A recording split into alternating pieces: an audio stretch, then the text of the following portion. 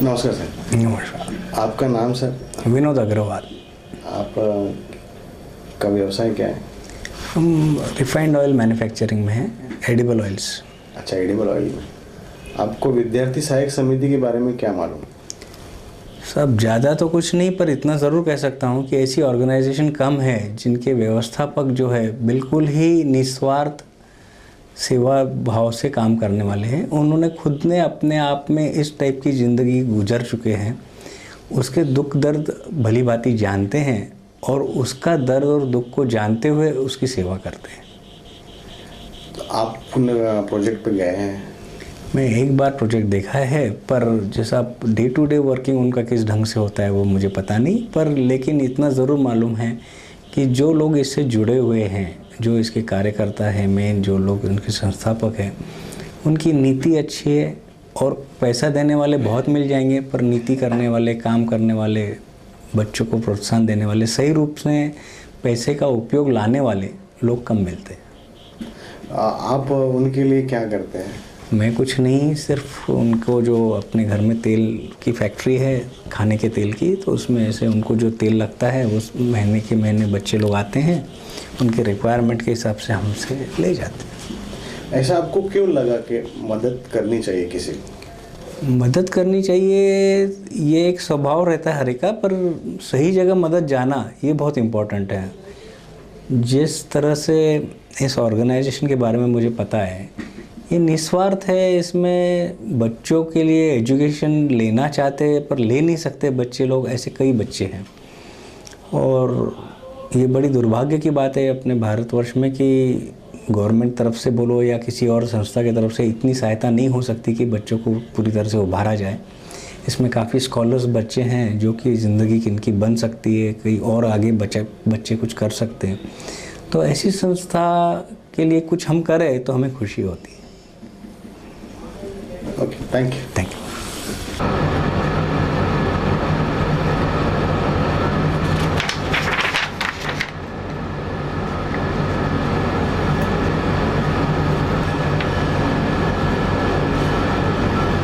Sir इकडे आलं तरी चालेल, तुला अडचण होत तर मागे.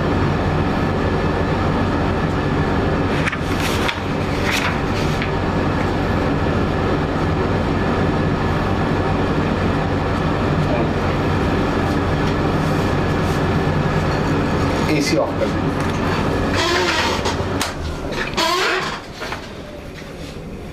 स्टार्ट करो.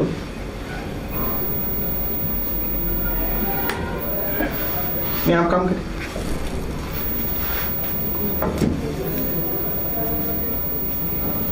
सर नमस्ते. नमस्कार। आपका नाम सर? मैं दिलीप चौबे। और आपका व्यवसाय है? मैं गैस का वितरक हूँ यहाँ पर। कितने सालों से? यह हमारा 25वां साल है। और आपका क्वालिफिकेशन कैसे? मैंने मैकेनिकल इंजीनियरिंग में ग्रेजुएशन किया है 1975 में। और आप हमने सुना है कि कोई विद्यार्थी सहायक समिति नाम की संस्था है, उसमें कुछ मदद करते हैं? हाँ जी, जरूर करता तो हूँ। एक्चुअली क्या करते हैं? उसमें ऐसा है कि मैं मतलब उन लोगों को हर महीने अपना जितने भी सिलेंडर उनको लगते हैं गैस के, वो फ्री ऑफ कॉस्ट उनको डिलीवर करता हूँ। अरे वाह, तो ऐसा क्यों करते हैं आप? मुझे ऐसा लगता है कि ये समाज ने मुझे बहुत कुछ दिया और मैं चाहता हूँ कि मैं भी समाज को बहुत कुछ दूँ। शुरुआत में मतलब मेरे भी जीवन में जब मैं पढ़ता था तो मैंने भी कष्ट उठाए हैं। इन कष्टों से मेरे जो विद्यार्थी सहायता समिति के जो बच्चे हैं वो दूर रहें या उनको जितनी भी मदद पहुँच सके, ये मेरी भावना है उसके पीछे। तो मतलब ये संस्था का काम आपको कैसे पता चला? इसके बारे में मुझे मतलब हमारे जो टेरिटरी मैनेजर हैं मिस्टर नागर, उन्होंने बताया। फिर बाद में मिस्टर राणे जो वाइस प्रिंसिपल हैं एमजे कॉलेज के, उनसे मेरी मुलाकात हुई। तो उन्होंने कहा कि एक सिलेंडर बहुत कोई ऐसी बड़ी चीज़ नहीं है मेरे लिए। और दूसरी बात, सवाल बड़ी और छोटी चीज़ का नहीं, मेरा ये काम एक अच्छे काम के लिए, अच्छे प्रयोजन के लिए मेरे सिलेंडर का उपयोग होगा, मुझे अच्छा लगा और मैंने देना चालू कर दिया। आप किसी विद्यार्थी को मिले हैं उसमें से? वो विद्यार्थी आते रहते हैं, जब भी आते हैं सिलेंडर लेने के लिए मैं उनसे बातचीत होती रहती है। और कभी कभार जब उनके कोई कार्यक्रम होते हैं तो उसमें भी मैं जाता हूँ, तो वहाँ विद्यार्थियों से मुलाकात होती है। नहीं, फिर अभी हर आदमी ऐसे बोलता है कि मैं मुझे कुछ करना चाहिए, पर करना क्यों चाहिए? व्हाई? इट इज बेसिक रीजन क्या? और करना क्यों चाहिए, जहाँ तक मैं चाहता हूँ कि ये विद्यार्थी एक अच्छी मानसिकता लेकर कॉलेज से निकले, उनको इस बात का एहसास हो कि समाज ने हमारे लिए कुछ किया है, मेरी परिस्थितियाँ ठीक नहीं थी, और आगे चल के जब ये समाज में जाएं तो एक आदर्श नागरिक बन के काम करें, जिस भी प्रोफेशन में जाएं, एक मतलब राष्ट्र के हित में, अपने समाज के हित में अच्छे से अच्छा काम करें, ये भावना मेरे मन में थी। Thank you very much.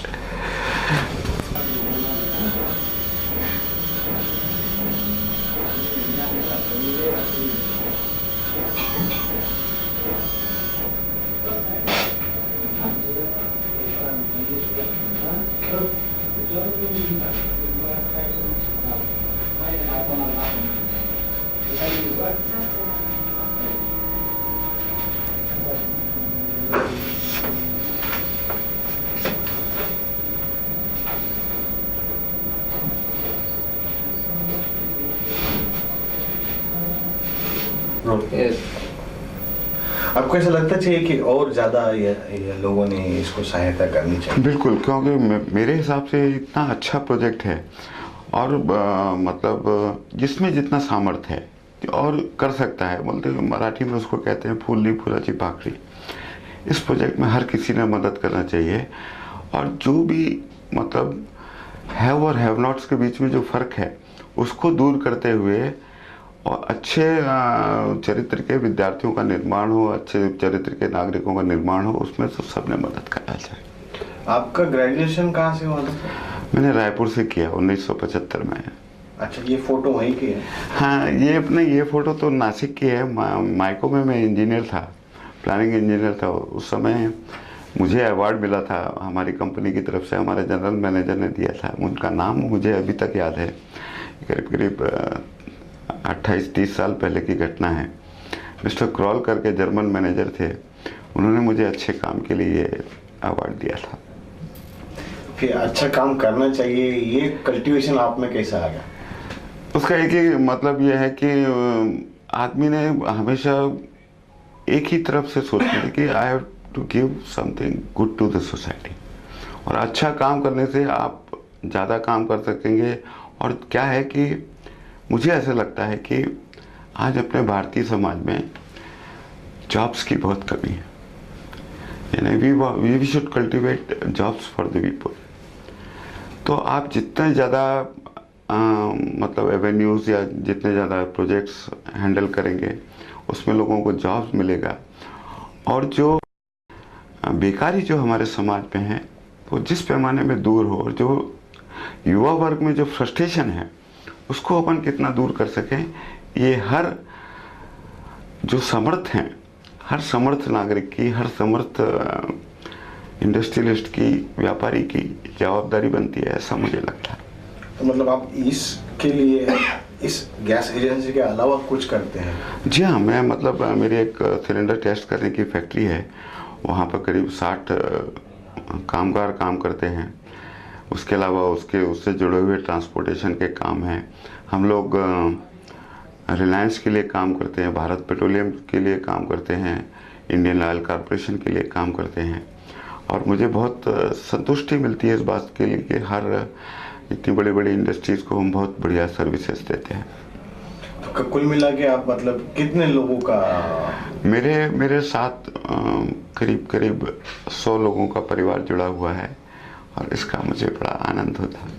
मतलब अच्छा काम करने, एक आदमी अच्छा काम करे तो 100 परिवार पल सकते हैं। ऐसा मतलब कहते हैं कि आदमी ने दूसरों के लिए जीना सीखना चाहिए, और एक बार इंसान को दूसरों के लिए जीना आ गया, फिर तो उसके लिए इसका ही द लिमिट।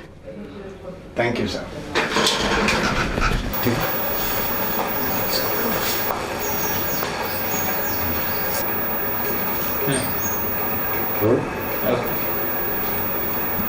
काका नमस्कार. नमस्कार. आपलं नाव काय काका? मार्तंड शिवराम राणे. आणि तुम्ही आता काय रिटायर झाला?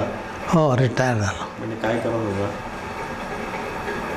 Private general practice, medical general practice. आता तुमचं वय किती असेल? 76. तुम्ही विद्यार्थी सहाय्यक समितीला मदत केली आहे हो. असं आम्हाला कळलं आहे. ती काय म्हणून? माझे वडील स्वातंत्र्यपूर्व काळामध्ये काँग्रेसचे कार्यकर्ते होते आणि त्यांनी समाजाकरता पुष्कळ काही लोकोपयोगी कामं केली. त्यानिमित्तानं त्यांची आठवण राहावी आम्हाला आणि समाजाला म्हणून त्यांच्या नावाने आम्ही देणगी दिली. म्हणजे ते समितीचं काय काम आहे असं, म्हणजे तुम्हाला त्या समितीला द्यावीशी काय वाटली? म्हणजे तिथं काय काम चालतं असं? नाही, ते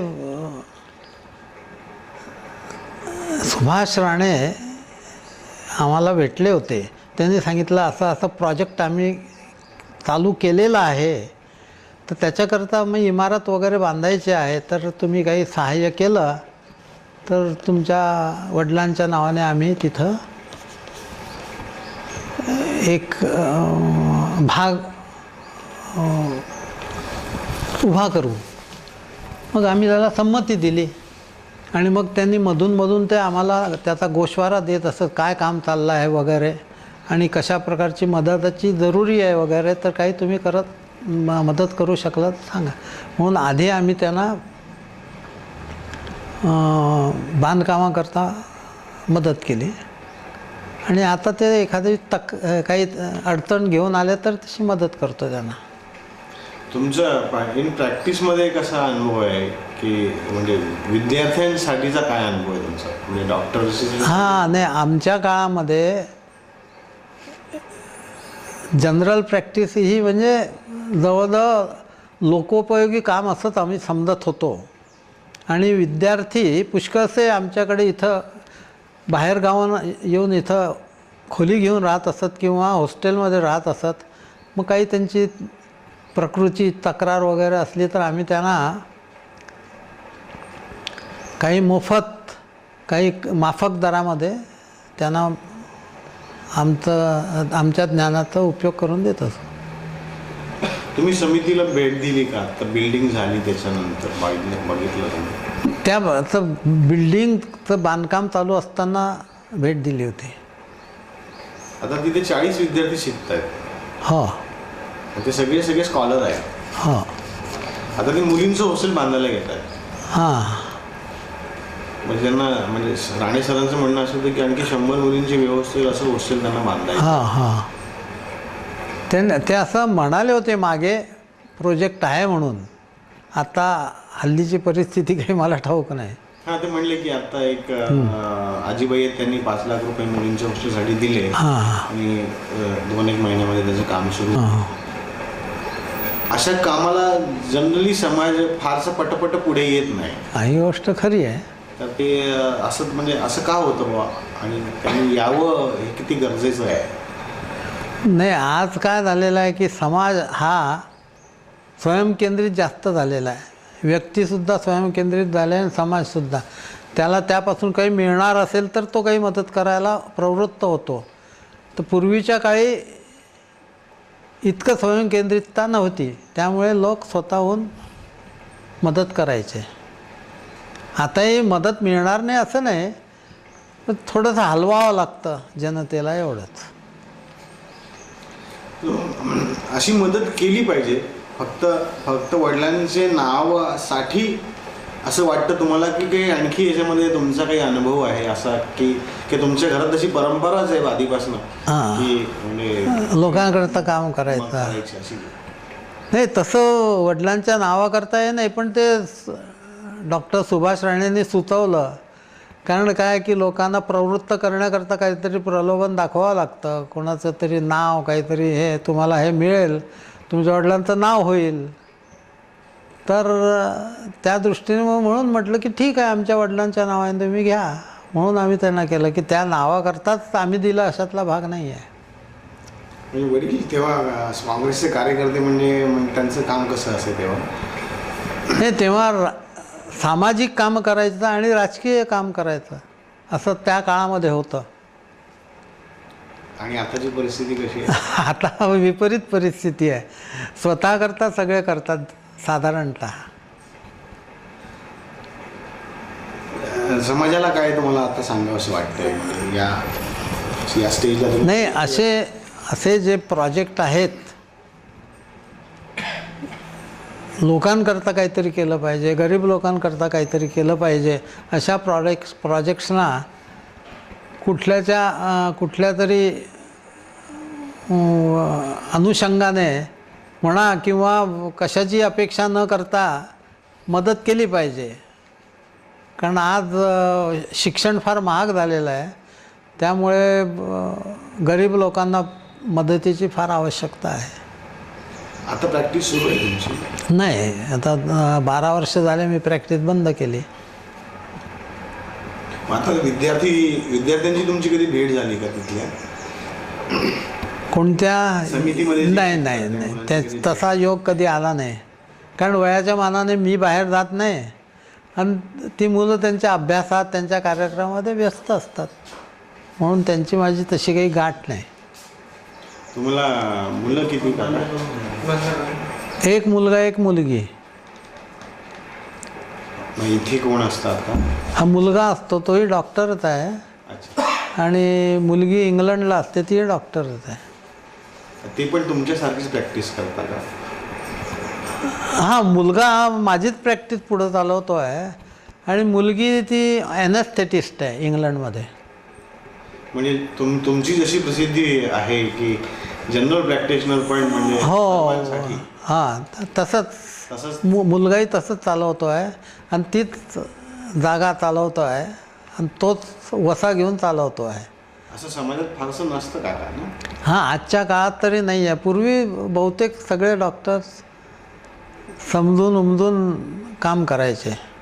आज काळ उलटा आलेला आहे. त्याला कोणीही जबाबदार म्हणजे सामाजिक परिस्थिती जबाबदार आहे, आर्थिक परिस्थिती जबाबदार आहे. कारण जग बदलत असतं दर पिढीप्रमाणे, तसा हा बदल झालेला आहे. कोणाला दोष द्यायचं कारण नाही आहे. ठीक आहे, थँक्यू. नमस्कार. तो उत्साह जबरदस्त. लेवा समाजाचं पहिलं मासिक बघा, ते आपल्या इथे डोंबिवलीला सुरू केलं होतं यांनी. राणे आपले ओजी राणेंचा मुलगा, छबी इलेक्ट्रिकलवाल्यांचा एक भाऊ, त्यांनी सुरू केलं होतं लेवा दर्पण. 60ची गोष्ट आहे काय? हां, 70ची गोष्ट आहे. 74 वाटतं. हां, तेव्हा ये राजा. आणि मला तेव्हा सांगितलं तू पण बैस रे बाळा इथे. सिमो समोर बाई ये.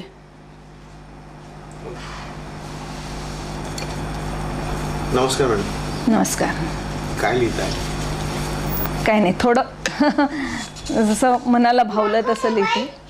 8 मार्चच्या निमित्ताने थोडं लिखाण करावं असं वाटलं, म्हणून थोडं लिहित बसले.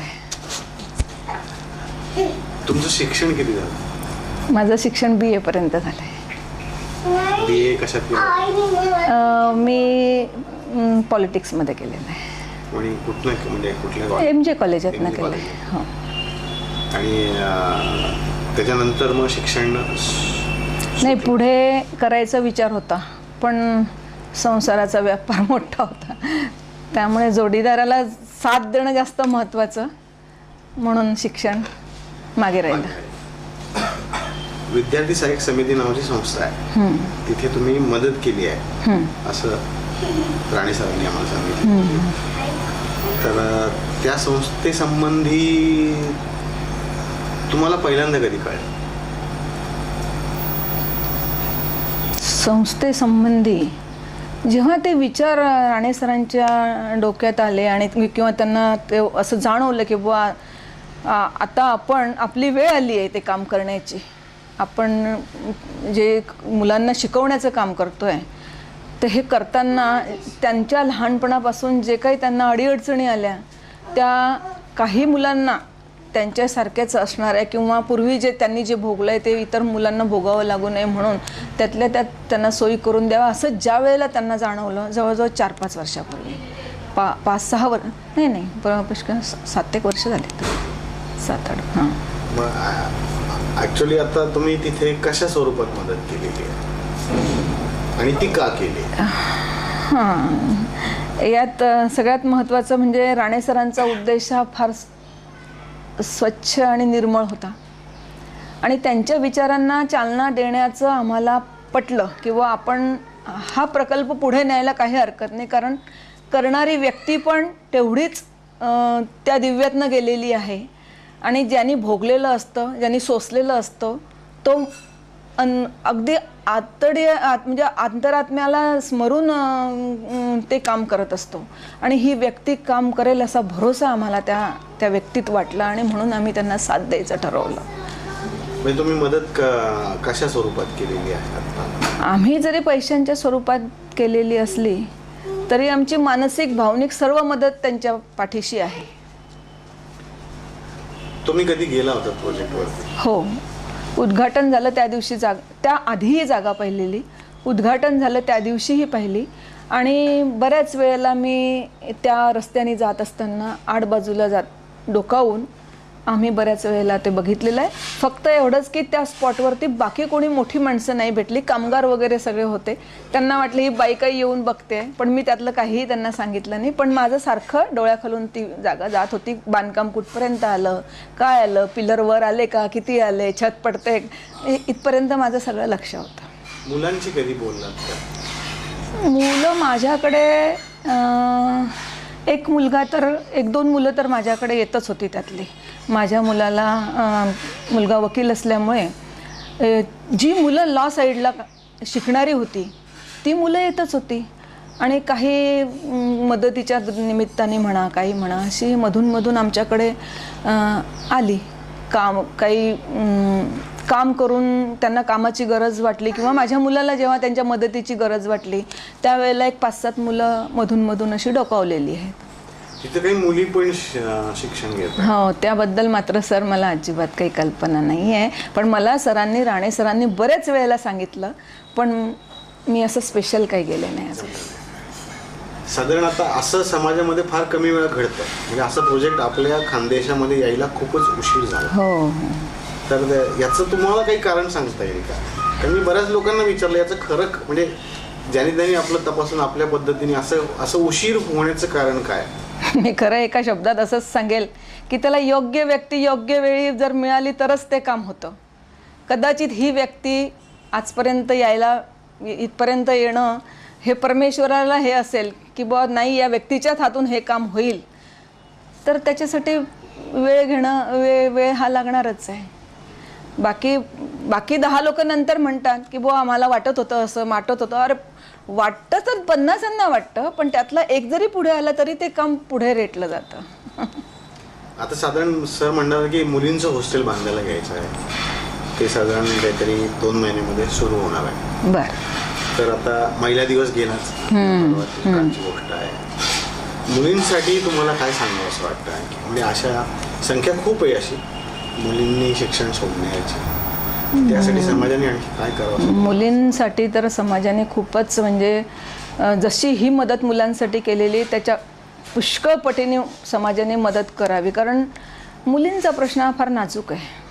मुलं उघड्यावर राहू शकतात, मुली उघड्यावर राहू शकत नाही.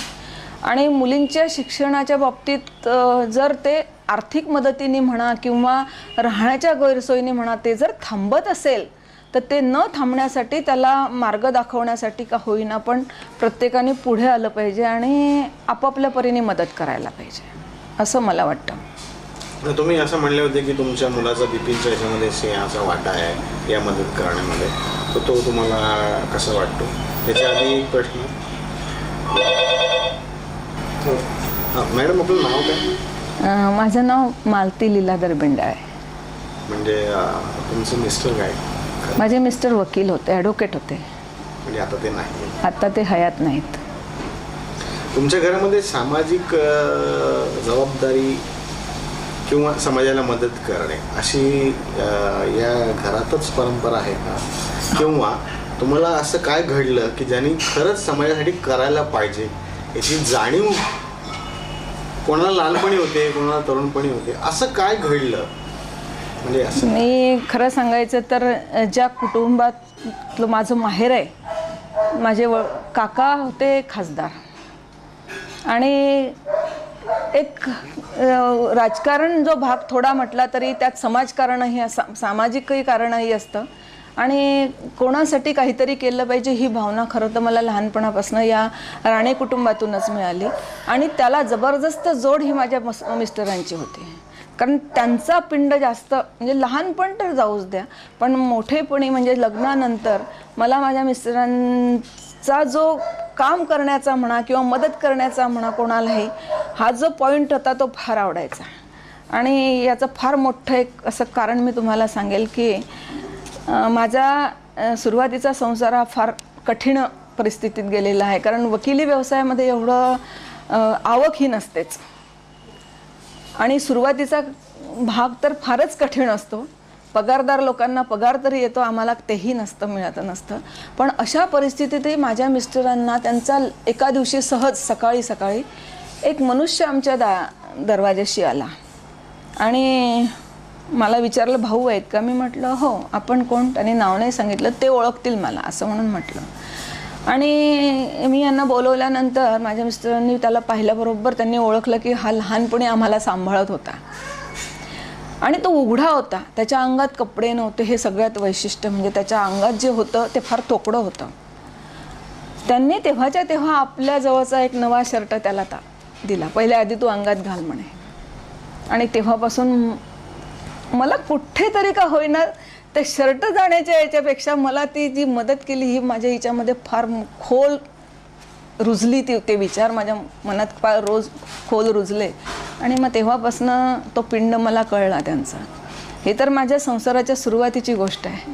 म्हणजे ज्या वेळेला आम्हालाच कोणी मदत करायला पाहिजे त्यावेळेला हे महत्त्वाचं आहे. जेव्हा आपल्याकडे नसताना सुद्धा देणं हो हेच जास्त महत्त्वाचं. आणि मला त्यांनी मग नंतर माझं मन दुखू नये किंवा अरे आज आपली परिस्थिती खूप अशी आहे. कारण त्याच्या पाठीमागची भावना मला कशी कळणार ना तेव्हा. पण ती व्यक्ती त्याला चहा पाणी करून भाड्याला पैसे देऊन जेव्हा रवाना केले त्यांनी त्यावेळेला मला आल्यानंतर घरात आल्यावर सांगितलं की असं होतं. मी म्हटलं ठीक आहे चांगलं झालं. राहिलेला प्रश्न की या सर्व याच्यामध्ये बिपिनचा वाटा मोठा आहे असं तुम्ही म्हणलं. हो. कसा ते जरा मला ॲक्च्युअल सुभाषदादांनी जेव्हा राणे सरांनी ज्या वेळेला आमच्या समोर आम्हाला ही कल्पना दिली की आता असा विचार आहे त्यावेळेला आम्ही दोघांनी म्हणजे माझा मुलगा आणि आम्ही दोघांच्या मनामध्ये त्यांना ह्या गोष्टीला उचलून धरण्याचं आम्ही मनाने ठरवलं. आणि जेवढा विचार माझा आहे त्याच्यापेक्षा जास्त विचार बिपिनचा जास्त. की आज बाबांनी सुद्धा तसेच परिस्थितीत शिक्षण केलेलं होतं. माझ्या मिस्टरांनी एका बाजूला नोकरी क्लर्क होते ते रेल्वेत. वडील गेल्यानंतर त्यांची फारच कठीण अवस्था होती शिक्षणाची त्यांची पण. आणि एका बाजूला नोकरी करून एका बाजूला त्यांनी शिक्षण केलेलं होतं. हे आम्ही कधीही विसरणार नाही. आणि अशा परिस्थितीतून त्यांनी ग्रॅज्युएशन केलं. ते ज्या वेळेला वडील वारले त्यावेळेला ते पिढीला होते. पूर्वीच्या काळी पिढी होती म्हणजे 11वी नंतर प्री डिग्री. आणि तेव्हापासून त्यांनी हा सगळं ओढत आणलेलं होतं. आणि ज्या वेळेला म्हणजे लग्न होऊ नये अजून 2-3 वर्ष तोपर्यंत हा उन्हाळा होताच आमच्या संसारात. म्हणजे त्यांच्या आयुष्याचा आता उन्हाळा तोपर्यंत त्यांना होरपळवलेलं होतं. आणि ते सगळं ऐकलेलं होतं, अनुभवलेलं, त्यांच्या साथ देताना अनुभवलेलं होतं. मग मुलांच्या मनावर साहजिकच त्याचा परिणाम होतो. आणि बाबांचे जर असे विचार होते तर आपण का मागे राहायचं. आपण त्यांच्या विचारांना उचलून धरायलाच पाहिजे. ॲक्च्युअल काही इतकी फार मोठी रक्कम आहे अशातला भाग नाही आहे.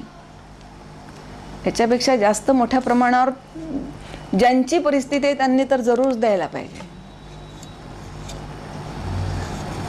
आणि काही तुम्हाला विशेष काही सांगावं असं वाटत असेल एकंदरीतच शिक्षण आणि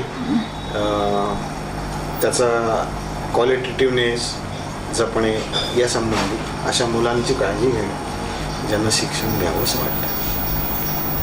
या ज्यांना आवश्यकता आहे त्यांना हे जर सोयी या उपलब्ध झाल्यात ना तर त्यांच्या आयुष्यातच सोनं होईलच.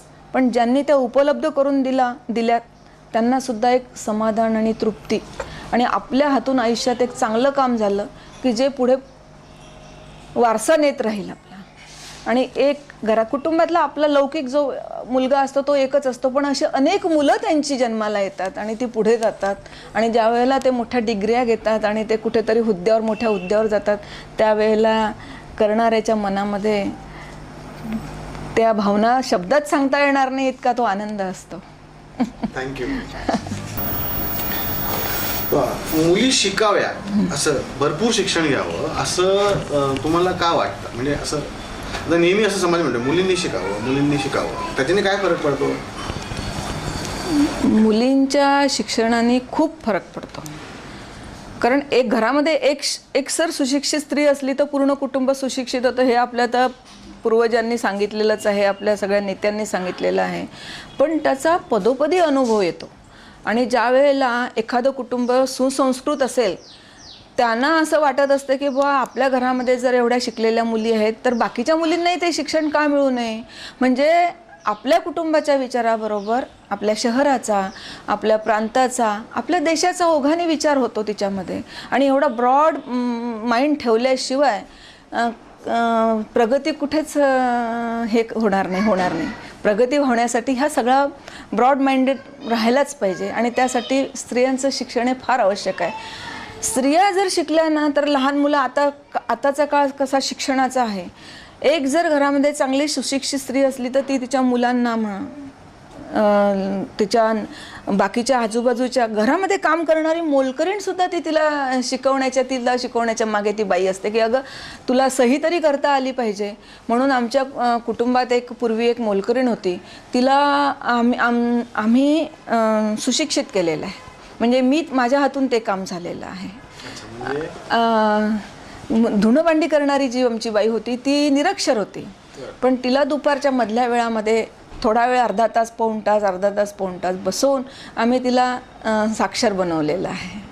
आणि इतकंच काय, ज्या वेळेला माझ्या तिन्ही मुली तर वेल एज्युकेटेड आहेत, पण माझी सून ज्या वेळेला लग्न झालं त्यावेळेला शेवटच्या वर्षाला होती, कॉलेजच्या BScच्या शेवटच्या वर्षाला होती. पण तिने पण पुढे शिकावं अशी आमची इच्छा होती. फक्त तिने पुढे सायन्स साईडलाच जायचं का या कुटुंबाच्या साईडला जायचा हा प्रश्न होता. मग शेवटी तिला विचारल्यानंतर ती म्हणली की तुम्ही म्हणाल तसं. म्हटलं तसं नाही, साईड चेंज होताना खूप तकलीफ होते, कारण वर्डिंग खूप असतं वेगळं, लॉचं वर्डिंग खूप वेगळं, सायन्सचं वर्डिंग खूप वेगळं. पण मी तिला म्हटलं की तुला अगदी बाय हार्ट सांग. म्हटलं तसं काही नाही आपल्याला, तू MSc झालीस काय आणि लॉ झालीस काय, पण एवढंच आहे की लॉ झालीस तर उद्या या खालच्या खुर्ची तुला तू आपली रिझर्व केली आहे असं ते हे होईल. आणि म्हणून मग तिने तो निर्णय तिच्या मताने घेतला आणि तिला माझे मिस्टर गेल्यानंतर जवळजवळ 3 वर्षात तिने लॉ केला आणि दरवर्षी फर्स्ट क्लास मिळवला. हे विशेष आहे संसार सांभाळून.